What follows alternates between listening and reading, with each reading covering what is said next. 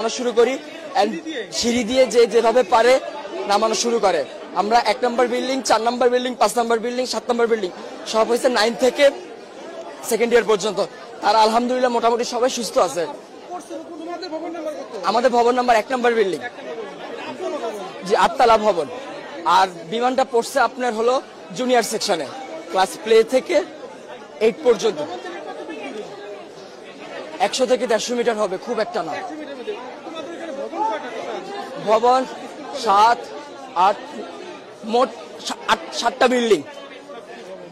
আর জুনিয়রদের আছে 1, 2, 3, 4, 4-5টা জুনিয়রদের আছে 11টা, মোট 11টা বিল্ডিং। তার মধ্যে 7টা বিল্ডিং হয়েছে সিনিয়রদের 9 থেকে 12 পর্যন্ত।